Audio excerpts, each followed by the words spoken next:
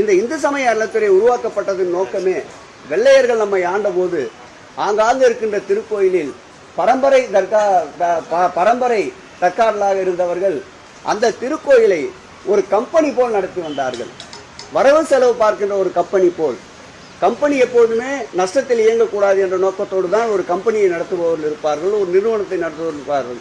அப்படி ஒரு நிறுவனமாக நடத்தி கொண்டு அதில் வருகின்ற வருமானங்களை கொள்ளையடித்துக் கொண்டிருந்த கூட்டங்களை வெளியேற்றுவதற்காகத்தான் இந்து சமய அறநிலையத்துறையே தோற்றுவிக்கப்பட்டது.